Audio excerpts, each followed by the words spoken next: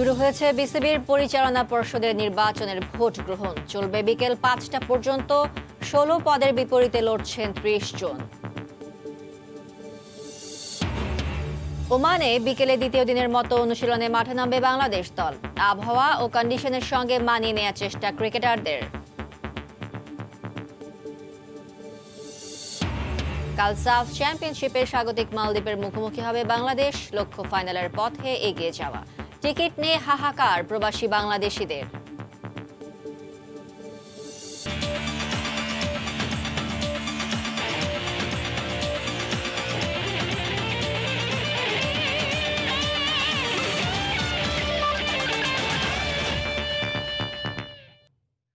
বিশ্বের নানা প্রান্তের খেলাধুলার খবর নিয়ে আমাদের নিয়মিত আয়োজন খেলার সময়, আর এই আয়োজনে আপনাদের সঙ্গে আছি আমি ফারজানা মুমু।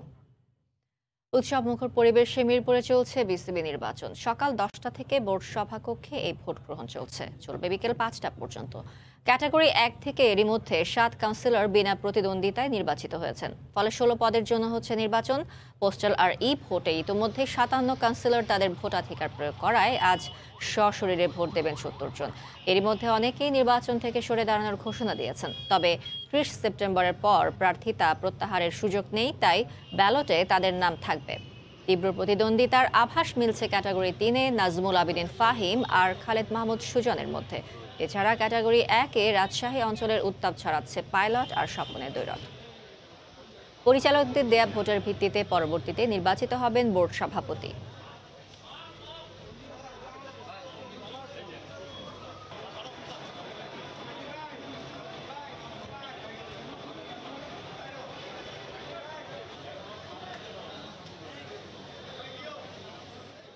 এই মুহূর্তে মিরপুরে আছেন রিপোর্টার মাহবুব রিমন। বিসিবির পরিচালনা পর্ষদের নির্বাচনের সবশেষ খবর জানতে সরাসরি চলে যাচ্ছি তার কাছে। রিমন। ফারজানা, গেল 8 বছর আগেও বাংলাদেশ ক্রিকেট বোর্ডের নির্বাচন নিয়ে যে উত্তেজনা, যে উত্তাপ ছিল, সে উত্তাপ কিন্তু এখন কিছুটা হলো সাদামাটা। যদি কেন, কারণটা আমি ব্যাখ্যা করছি। যদি ধরে ধরে বলি ক্যাটাগরি 1-এর কথা, ক্যাটাগরি 1-এ কিন্তু ইতোমধ্যে 7 জন কাউন্সিলর, 7 জন পরিচালক কিন্তু ইতোমধ্যে নির্বাচিত হয়েছেন। শুধু নির্বাচন হচ্ছে ঢাকা এবং রাজশাহীতে। যদি ঢাকার কথা বলি ফারজানা, হারাধনের 4টি ছেলে রইল বাকি 2, অর্থাৎ 2 পদের বিপরীতে 4 জনের নির্বাচন করার কথা ছিল। কিন্তু ইতোমধ্যে কিন্তু আপনি জানেন যে আগেই খালিদ সেখান থেকে নিজের নাম প্রত্যাহার করেছে এবং আজ কিন্তু নাম প্রত্যাহার করেছেন আশফাক টিটু। যদিও নির্বাচন কমিশন বলছেন সময় যেহেতু উত্তীর্ণ হয়ে গেছে, সেক্ষেত্রে আসলে কারোই নাম প্রত্যাহারের কোনো সুযোগ নেই। অর্থাৎ তারা যদি নির্বাচন থেকে নাম প্রত্যাহার করেন, তারপরও ব্যালটে তাদের যে প্রতীক, সে প্রতীক থাকবে। তবে তারপরেও এরপরে যদি আমি বলি, আর সবচেয়ে উত্তেজনার যে আভাস দিচ্ছে রাজশাহী বিভাগে, আপনি জানেন যে স্বপন এবং খালেদ মাসুদ পাইলটের মধ্যে নির্বাচন হওয়ার কথা রয়েছে এবং সে নির্বাচনের জমজমাট একটা আভাস কিন্তু মিলছে। এবার যদি বলি ক্যাটাগরি 2-এর কথা, 12টি পদে 16 জনের প্রতিদ্বন্দ্বিতা করার কথা, কিন্তু গতকাল রাতে কিন্তু মাসুদুজ্জামান মোহামেডান থেকে, যিনি কাউন্সিলরশিপ এবং পরিচালক পদে তিনি নির্বাচন করছেন, গতকালকে রাতে তিনি কিন্তু নির্বাচন করবেন না বলে জানিয়ে দিয়েছেন। কিন্তু সেই পূর্বের কথাই বলতে হয়, এই মুহূর্তে আসলে প্রত্যাহার করার সুযোগ নেই। তবে ক্যাটাগরি 3-এ কিন্তু সবচাইতে উত্তেজনাকর নির্বাচনের আভাস দিচ্ছে। গুরু শিষ্যের লড়াই। আপনি জানেন যে নাজমুল আবেদিন ফাহিম এবং খালেদ মাহমুদ সুজন, এখান থেকে কিন্তু একজন নির্বাচিত হবে। অর্থাৎ বলা যাচ্ছে যতটুকু উত্তেজনা, যতটুকু রয়েছে, সব কিন্তু ক্যাটাগরি 3-এ খালেদ মাহমুদ সুজন এবং নাজমুল আবেদিন ফাহিমের মধ্যে। ভোট গ্রহণ চলবে বিকেল 5টা পর্যন্ত। তো এই ছিল আমার কাছে সবশেষ ফারজানা। বিসিবি নির্বাচনের সবশেষ খবর জানাতে মিরপুর থেকে সরাসরি যুক্ত হয়েছিলেন রিপোর্টার মাহবুব রিমন। আজ বিকেলে দ্বিতীয়বারের মতো অনুশীলনে নামবে বাংলাদেশ জাতীয় ক্রিকেট দল। এর আগে প্রথম দিনে আবহাওয়া এবং কন্ডিশনের সঙ্গে মানিয়ে নিতে চেষ্টা করেছেন ক্রিকেটাররা। নিউজিল্যান্ড সিরিজের পর লম্বা ছুটি পাওয়ায় মাঠে সবাই বেশ ফুরফুরে মেজাজে ছিলেন বলে জানিয়েছেন সৌম্য সরকার। শাহিনের দাপট এখন অতীত। একদিনের কোয়ারেন্টিন আর কোভিড টেস্টের আনুষ্ঠানিকতা শেষে ওমান ক্রিকেট একাডেমি প্রাণচঞ্চল টাইগারদের পদচারণায়। দলের সঙ্গে যোগ দেওয়ার পর প্রথম দিনের অনুশীলনে উপস্থিত হাই প্রোফাইল কোচিং স্টাফরাও।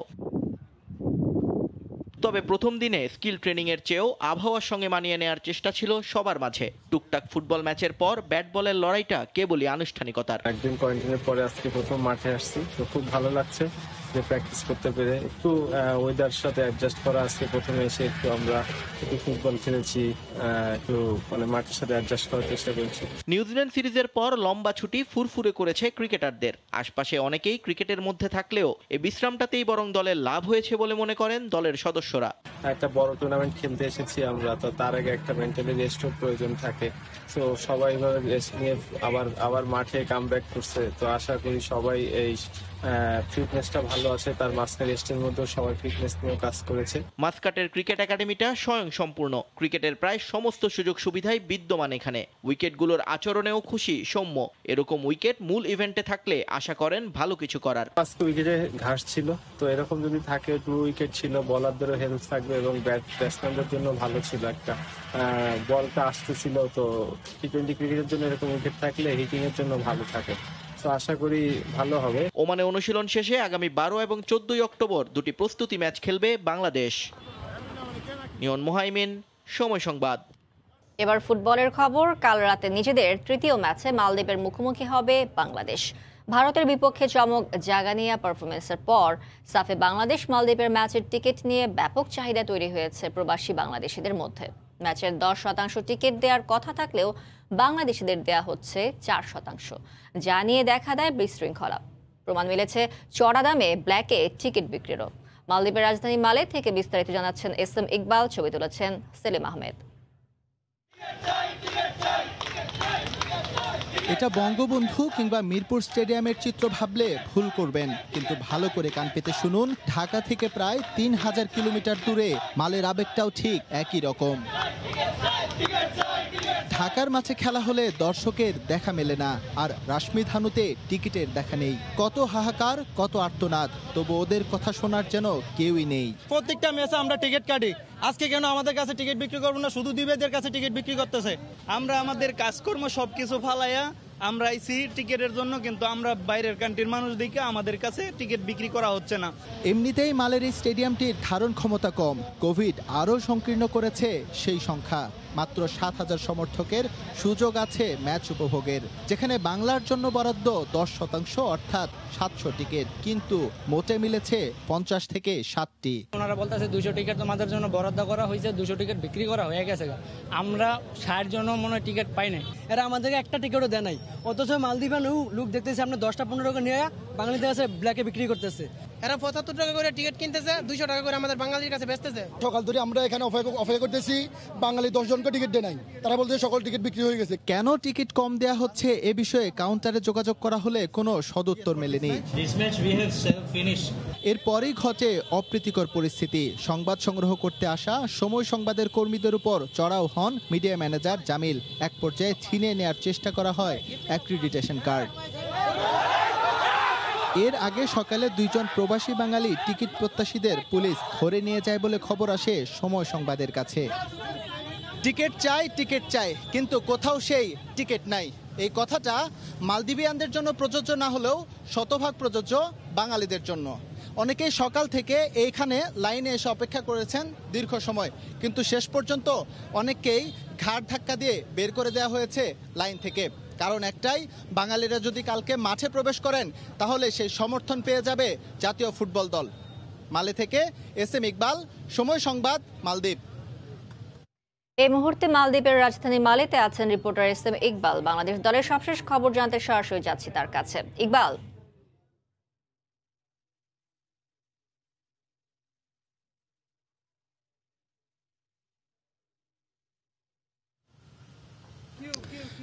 মুমু, আসলে আগামীকালের ম্যাচের সময় যতটাই ঘনিয়ে আসছে, কি বলবো, উত্তেজনা মনে হয় ততটাই বেশি হচ্ছে। গতকাল থেকে যেমনটি জানিয়েছিলাম, টিকিট নিয়ে এক ধরনের হতাশা বিরাজ করেছে এখানকার প্রবাসী বাংলাদেশিদের মধ্যে।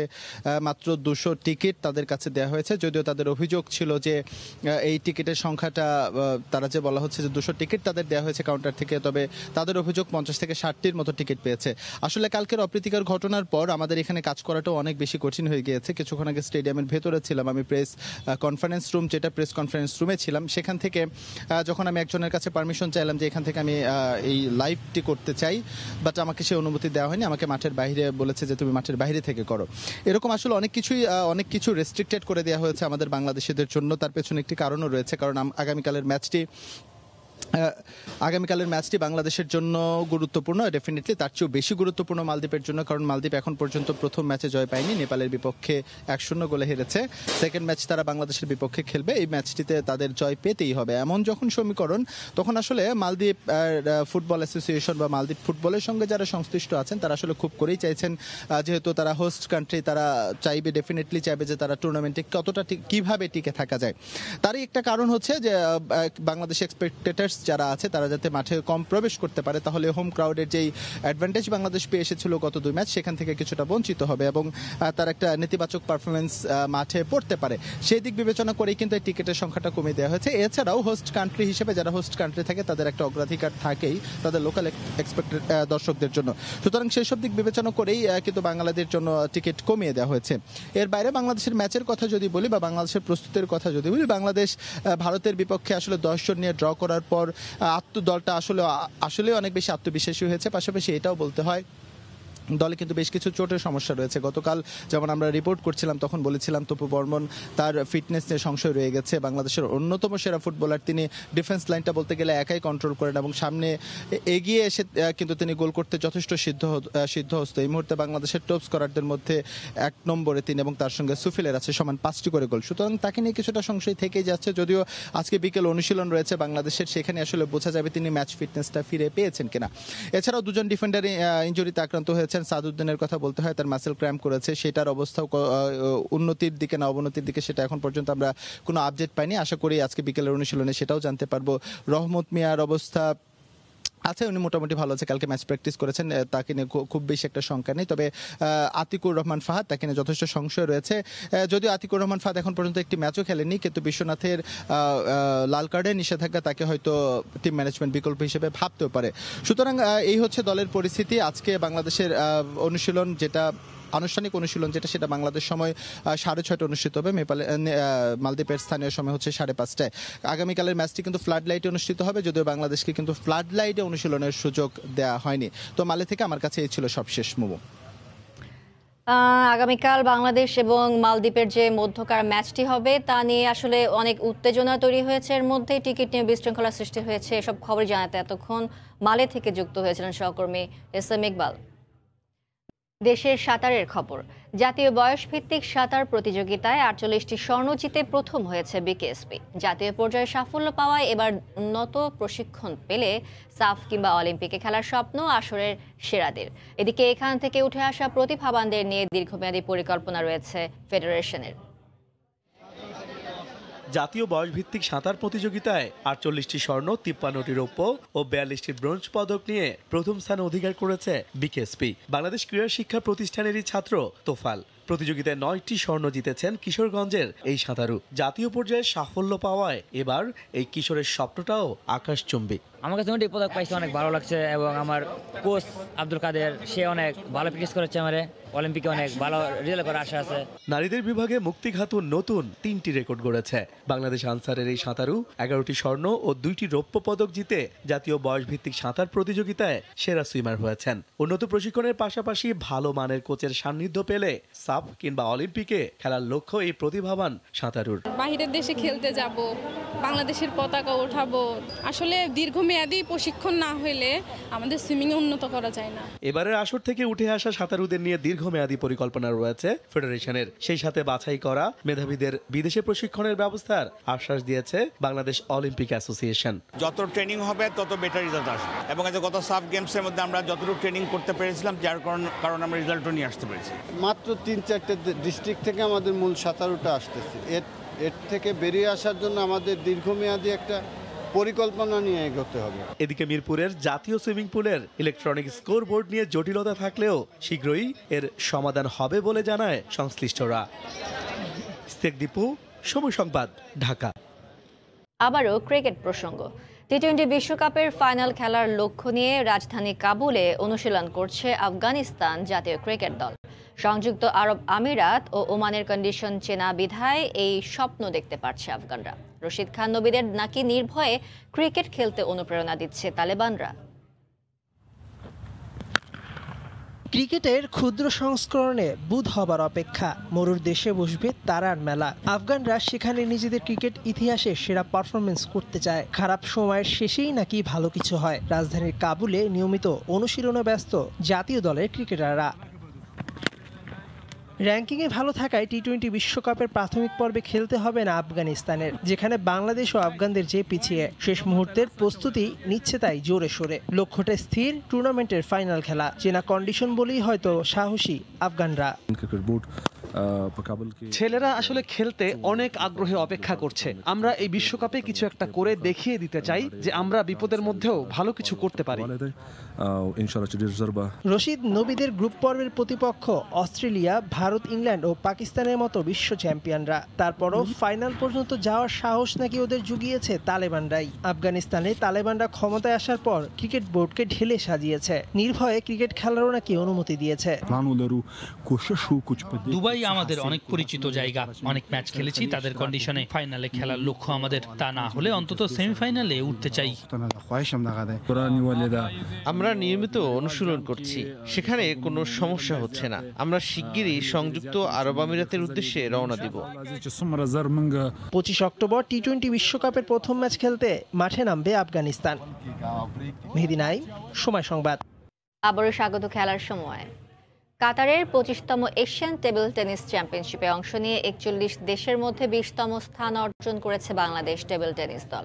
নেপাল, আফগানিস্তান, ওমান, কাতারের বিপক্ষে জয়ও পেয়েছিল বাংলাদেশ দল। কাতারের অভিজ্ঞতা কাজে লাগিয়ে আগামীতে আরও ভালো খেলার প্রত্যাশা খেলোয়াড় ও টিম ম্যানেজমেন্টের। কাতার প্রতিনিধি আনোয়ার হোসেন মামুনের তথ্য, ছবি নিয়ে রিপোর্ট। কাতারের রাজধানী দোহায় অনুষ্ঠিত 25তম এশিয়ান টেবিল টেনিস চ্যাম্পিয়নশিপে অংশ নিয়েছেন 7 সদস্যের বাংলাদেশ টেবিল টেনিস দল। 41 দেশের মধ্যে 20তম স্থান অর্জন করে এরই মধ্যে আসরটি শেষ করেছে বাংলাদেশ। দোহায় 25তম এশিয়ান টেবিল টেনিস চ্যাম্পিয়নশিপে অংশ নিয়ে বড় কিছু অর্জন করতে না পারলেও ছোট ছোট কিছু প্রাপ্তি নিয়ে দেশে ফিরছেন সাব্বির, সোমা, মাহিরা। কাতারের অভিজ্ঞতা কাজে লাগিয়ে আগামীতে বাংলাদেশকে ভালো ফলাফল দেওয়ার প্রত্যাশা খেলোয়াড়দের। সামনে যে দিনগুলো আছে, তাতে সাউথ এশিয়ান গেমস বা অন্যান্য যেই ইন্টারন্যাশনাল গেমসগুলোতে আমরা অ্যাটেন্ড করব, সেই ইন্টারন্যাশনাল গেমসগুলোতে আমরা এই অভিজ্ঞতাকে কাজে লাগাতে চাই। শ্রীলঙ্কা, তারপর প্যালেস্তাইন, নেপাল সবাইকে হারিয়েছি। তো আশা রাখি যে এইভাবে যদি আমরা চালাইতে পারি, ইনশাল্লাহ সাফে আমরা গোল্ড জিততে পারবো। এই ধরনের অভিজ্ঞতাটা আসলে নতুন আমি মনে করি এবং পজিটিভ। আমরা সামনে ভালো করব এটাই আশা করি। বাংলাদেশ টেবিল টেনিস দল আগের চাইতে কাতারে অনেক ভালো করেছে, তবে আরও 3-4 দিন আগে আসলে আরও ভালো ফলাফল হতো বলে জানালেন বাংলাদেশ টেবিল টেনিস ফেডারেশনের সহসভাপতি ও কোচ। এইবার প্রথম আমরা দেখা গেল শ্রীলঙ্কা, যারা সাফে আমাদের চেয়ে অনেক ভালো করে, সেই শ্রীলঙ্কার টিমকে আমরা হারিয়েছি। সব মিলে যদি বলেন দারুণ প্রাপ্তি। এখানকার যে টেবিলে আমাদের খেলা হয়েছে, এই টেবিলটা একটু ফাস্ট মনে হয়েছে আমার কাছে। ফলে যদি ওরা 3-4 দিন আগে এসে প্র্যাকটিসটা করতে পারতো, একটু অ্যাডজাস্টটা ভালো হতো। কাতারের 25তম এশিয়ান টেবিল টেনিস চ্যাম্পিয়নশিপে অংশ নিয়েছেন বাংলাদেশ টেবিল টেনিস দলের 3 নারী খেলোয়াড় ও 4 পুরুষ খেলোয়াড়। নেপাল, আফগানিস্তান, ওমান, কাতারকে হারিয়ে আসর শেষ করেছে লাল সবুজের প্রতিনিধিরা। সময় সংবাদ, কাতার। শহরের যান্ত্রিক জীবনে কিছু আনন্দ যুক্ত করতে ঝিনাইদহে আয়োজন করা হয়েছিল গ্রাম বাংলার ঐতিহ্যবাহী লাঠি খেলা। এই আয়োজনকে ঘিরে শহরের পৌরসভা এলাকার খাজুরা গ্রাম পরিণত হয়েছিল উৎসবের নগরীতে। প্রতিনিয়ত এ ধরনের আয়োজন করার দাবি দর্শকদের। ঝিনাইদহ থেকে লোটাস রহমান সোহাগের পাঠানো তথ্য, ছবি নিয়ে রিপোর্ট। যান্ত্রিকতার জাতাকল আর করোনা অতিমারিতে যেন ভুলতে বসা গ্রামীণ ঐতিহ্য লাঠি খেলার খবরে শহরের খাজুরা পূর্বপাড়ায় দুপুর থেকেই ভিড় করে অসংখ্য নারী পুরুষ। শহর ছাড়িয়ে গ্রাম থেকেও আসতে শুরু করেন দর্শকরা। সূর্য পশ্চিমে হেলে পড়লে যেন মেতে ওঠে খেলা প্রাঙ্গণের দর্শকরা। শুরুতে ঢাক, ঢোল আর কাঁসার ঘণ্টার সাথে নৃত্য আর অঙ্গভঙ্গি প্রদর্শন করে খেলোয়াড়রা। এরপরই শুরু হয় মূল আকর্ষণ। দুইজন লাঠিয়াল বাদ্যের তালে তালে ঝাঁপিয়ে পড়েন একে অন্যের উপর। আত্মরক্ষার পাশাপাশি প্রতিপক্ষকে কাবু করতে মেতে ওঠেন তারা। অনেকদিন খেলা দেখে না, খুব ভালো লাগলো খেলা দেখে। প্রতিনিয়ত যদি এই ধরনের খেলা হয় খুব ভালো লাগবে। এসব খেলা তখন হয় না, হঠাৎ করে খেলাটা আসে, খুব ভালো লাগছে খেলা।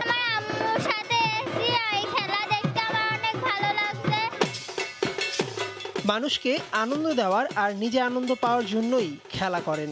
সমাজ থেকে অন্যায় অপরাধ দূরে রাখতে এই ঐতিহ্য ধরে রাখতে তাই সরকারের সহযোগিতা কামনা করলেন খেলোয়াড়রা। ছোটবেলাতে খেলা করে যাচ্ছে, আরো যতদিন বেঁচে থাকে ততদিন খেলা করবো, মানুষের আনন্দ দেবো। মানুষের আনন্দ দিই, এই ভালো লেগে আমরা খেলা দেশ বিদেশ করে বেড়াই। মানুষকে আনন্দ দেয়া আর ঐতিহ্য ধরে রাখতেই এই আয়োজন বলে জানান আয়োজকরা। এই খেলাটা যেন আমরা সারা জীবন করে যেতে পারি গ্রামের লোকজন নিয়ে, এই জন্য আমরা এই আয়োজন করেছি। দিনভর এই আয়োজনে ঝিনাইদহ সদর, শৈলকুপা সহ বিভিন্ন এলাকার 12টি লাঠিয়াল দলের অন্তত 40 জন লাঠিয়াল অংশ নেয়। সময় সংবাদ, ঝিনাইদহ। খেলার সময়ের শিরোনামগুলো জানিয়ে দিচ্ছি আরও একবার। উৎসব মুখর পরিবেশে চলছে বিসিবির পরিচালনা পর্ষদের নির্বাচনের ভোট গ্রহণ। চলবে বিকেল 5টা পর্যন্ত। 16 পদের বিপরীতে লড়ছেন 30 জন। ওমানে বিকেলে দ্বিতীয় দিনের মতো অনুশীলনে নামবে বাংলাদেশ দল। আবহাওয়া ও কন্ডিশনের সঙ্গে মানিয়ে নেওয়ার চেষ্টা ক্রিকেটারদের। এবং কাল সাফ চ্যাম্পিয়নশিপে স্বাগতিক মালদ্বীপের মুখোমুখি হবে বাংলাদেশ। লক্ষ্য ফাইনালের পথে এগিয়ে যাওয়া, টিকিট নিয়ে হাহাকার প্রবাসী বাংলাদেশিদের। এই ছিল খেলার সময়। সঙ্গে থাকুন সময়।